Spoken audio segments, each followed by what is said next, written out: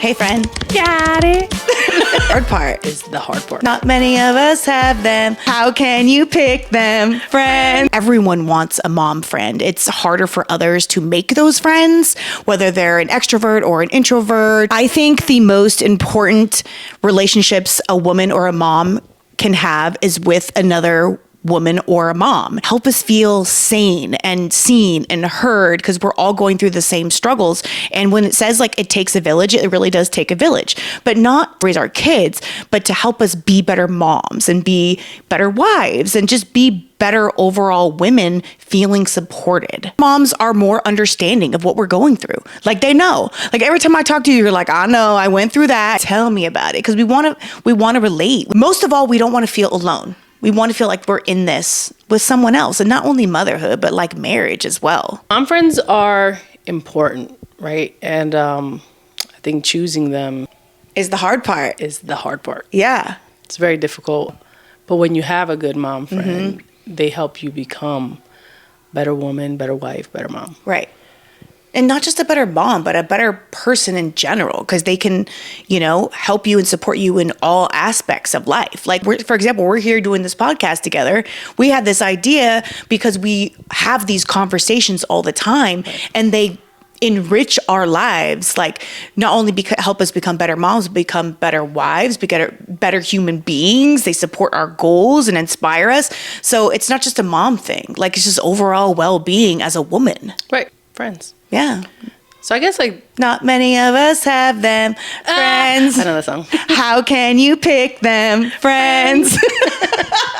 But for real though, like how can a mom want to talk to those moms, don't have friends, and like desperately want that friendship? You know what I mean? And it's hard because the friend that you had in kindergarten or fifth grade, high school is 90%, because you do have some long-term friendships that are still healthy and good. I don't. My friends now are more beneficial and healthy for my life now. The other ones, I was like, what was I doing? Well, I think the problem is, or I should say the challenge is understanding on a fundamental level, really, what's the definition of a friend? We often overlook this because we're just desperate for that friendship and that, but they're not always quality. No. So let's talk about it. Like, what makes a good mom friend or just good woman friend? I think one of the biggest things is friendships should be reciprocal. Yeah, right. For sure. Like if I'm pouring into you, you should be pouring into me. Now we may not be pouring the same thing into each other at the same time. Right. At the same time, because you poured an awful lot into me yesterday and I didn't really put much into it. Stop, friend. You did. You helped me. She came here and she straightened my girl's hair. Yeah. But that's how it works, right? I did. We recognize when we need each other, we go in. And so when I see that opening, then I pour into you. It may not be on the same day or the same season. Right. But we're pouring in. And we're consistently pouring into each other. And if I can be honest, probably early on, in my younger years, just being a young woman out having a good time, or maybe even in high school, middle school, maybe I wasn't always pouring in as much as I do now. But I think as an adult, absolutely, I've learned, right? You grow, you learn, you become a better friend because you now understand what you need from your friend. Friendships, or a friend, I should say, is someone who is reciprocal in their giving and their taking, right? Like, you can't just always deplete someone and not pour in. Yeah, so that... But it's natural. It should be natural. It's not constantly thinking like, oh, she did a lot for me the other day. Like, what can I do for her? It happens. We know what each other needs, But I've always been the type of friend that poured too much. Let's talk about it. Okay, because I have always been the type of friend that pours too much, like consistently, because that's how I am. I'm a people pleaser. I like to help. I like to make people happy. I like to make people feel loved and just, I don't know what it is. I'm just a people pleaser. And I do that. Like, I'm the type of friend that will drop everything and go to you and help you whatever you need. No questions asked. But I realize I don't have anyone that does that for me. So years had gone by, and I'm just like, and I get that breaking point. Like, you saw me at a breaking point with one of my relationships, with my friendships, where I was just like, I knew, but I finally realized that, wow, this person like drained me. My family life was being sacrificed. My own personal goals were not being obtained, or I had halted them because I was trying to be a good friend in this person that needed it. But I was sacrificing myself, my family life, my home. My husband was just like, well, you need to be home. Like, it got to that point. That's because even in friendships, there has to be boundaries. Right. You know, you have to draw the boundaries. I guess I didn't see boundaries.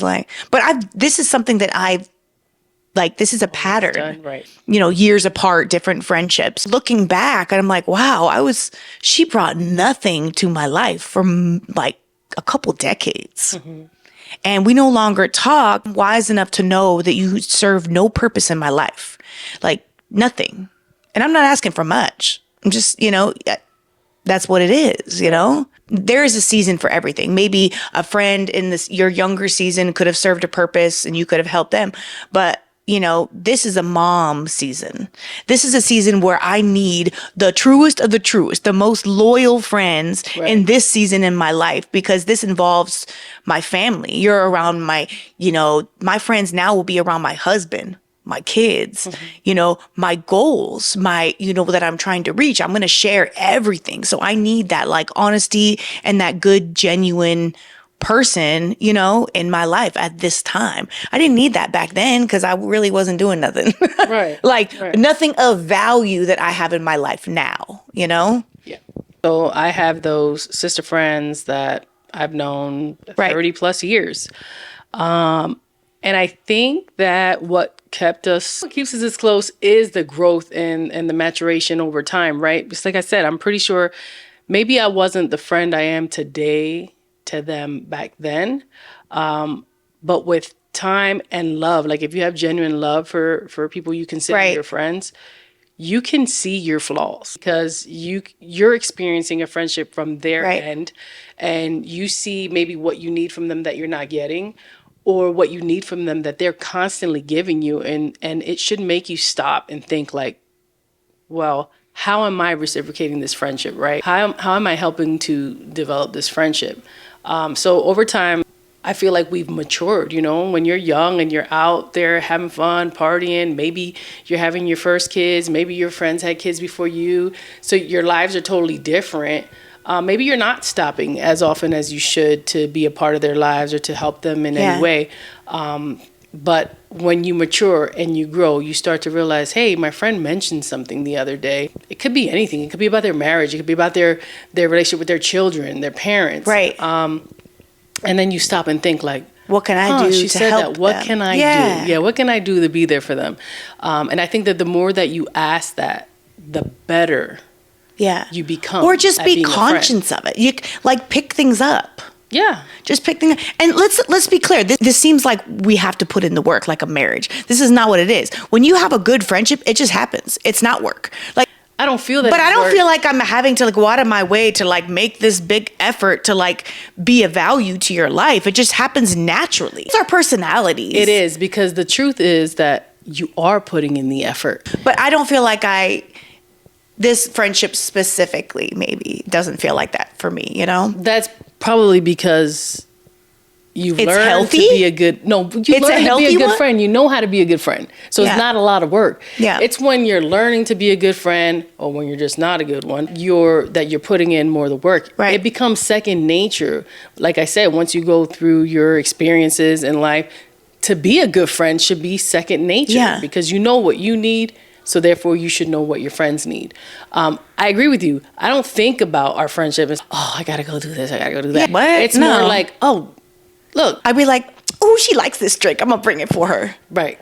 That's the type of friendship we have. Yeah. But we're excited about girl, guess what I got you? Yeah. Our kids are, playing volleyball together. And I know you have to take, your son to go do football. And I'm like, hey, do you need me to pick up the kids? And I love that. I'm like, please do. Please do. Right. Yeah. We already know we're there. Because Thursdays are rough. Yeah. How can I start my day and help you out? Yeah. Right? Or include you in my day, because I know that it'll be of help to you. Exactly. And I think it's our age too. We get wiser and we're more mature. So that just comes with better friendships, right? But when we click, because we don't click with everyone, you know, but when you click, it just flows. That's right. You know? But here's the thing. How do you make that friend? Now, right? Okay.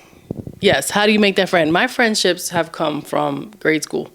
Yeah. Just to be real. Some of them, you know, second grade. School. School, right. But how do you make a friend at our age? At our age, everything revolves around our children. Right. When you do what we do. Our kids are in sports together. I don't think that I was looking for friends at all. I have my lifelong friends, right? Mm-hmm. But that doesn't mean that when you meet someone and you click. Right. Because I remember the first time I saw you and I'm like, oh my gosh. What did you think? So I thought. Did you think I was like super straight edge? Like. You did look a little serious, but I get that a lot. Serious? Yeah, because you were with the kids and I think you were with most of them. The only one I didn't see that day was Ace or something. Ace. Yeah, probably, because he'd be doing his own thing. Right. So I saw the kids, and the first thing I thought was, they must all be your kids because they people were try to figure it out, you know. Right, obviously, you know. But I'm like, they're all her kids, and I was like, they're so cute. And obviously, when you see people that are with a blended family, have adopted. Different, yeah. I didn't know exactly, but I think that it brings about that thought, like, she must be a really good person. I mean, like, I can't say that I could readily just open my home and be like, all right, bring some kids in here. I think that'll be something that would be hard to do. Like, a really good person, you're adopting kids, that's wonderful, right? We didn't say anything, but remember, I came a little late, so the kids had already practiced and all that stuff. And I saw your husband first. Right. I didn't really talk. Well, he talked to Tazeo. Right. Like, they interacted. He loves kids. Yeah, and that was like an easy opening. Like, hey, what's up? Nice to meet you. And then I saw Gianni, because you guys were like, you came a couple practices late. And I remember when I saw her, I was like, oh my God, she is so beautiful. That was my first thought. And I was like, I was like, that's the dad. They must have some mix. Because I'd be weird. I'd be thinking about, in my head, like, she's cute. Oh, I wonder what her mom was like. That too. Because I'm just bored. Like, whatever, you know. Just have conversations in your head. So I briefly saw you there, but when we really, I think, exchanged numbers was at Melody's party, that's right? Yep. And you were very like, dang, that's how I looked? Yeah, you were. Oh, sorry. I didn't mean it. Well, I didn't think didn't like deter me, because we started talking, because we had a margarita together, right? Yeah. We started talking. Yeah. But okay, so the point that I do want to make is how to become, my perspective on how to make good friends is just to don't be a hermit. No, you have to get to know them. You have to get out there. Yeah, I'm observant and, and not. But I think the margarita broke the ice. I think have that drink. I think like, say hello to your neighbor. You never know, because I have some like neighbor friends a little bit, and we say hello all the time. Make yourself open to it. You know what I mean? Just be open to it. Go to your kids' practices. Don't be a hermit and just drop them off. Oh, no. Go to the practice. Go to every game. Volunteer to work the scoreboard. Be loud and obnoxious like I was. And then you like gravitate. Oh, I like her. She's loud like me. Right, I was. Show yourself, because someone else is going to be like, I'm like that too. Right. If you don't show yourself, you're closing yourself up. Yeah. And I know this is difficult for like introverts, things like that. I get it. But just you don't have to be like, hi, do you want to be my friend? But be yourself. Show up. Right. People are going to gravitate towards you and say hello. Making a point. If that's the first thing you can do, is when you go to your kids' practice, don't just show up. Just be like, hey, how you doing? Something simple like that. And the more consistently you are, the more comfortable you're going to be to bring up more conversations. Like, oh, I like your kids' volleyball thing. Where did you get that? Did you get that on Amazon? Oh, can you send me the link? Right? Yeah. And then a week later, hey, girl, hey, do you know how many kids are on the team for snacks? Like, just like start it, I think we did that. Most of the moms were there. She invited everyone from the volleyball team. And you're right, the margaritas definitely broke the ice. And not because we were faded, just because it's a conversation piece. Right. Because, we didn't drink very much, but but it was enough to be able to talk, get to know Laura's family, who's another one of our really good friends. Yes. Oh, we got to have her on. I know. That's a whole nother episode. Our Laura friend. We love our Laura friend. Yes, we do love her. Yes. We talked everything, and then we started making plans to see each other again.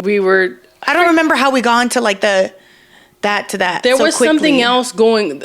I'm pretty sure that Laura invited us to something else. Yeah. That would be like, I don't remember after that gray area. I just remember us like we hit it off. We did. And with our other friend, we got very, very lucky with our volleyball team because I love all every the single one of moms. those moms. That's right.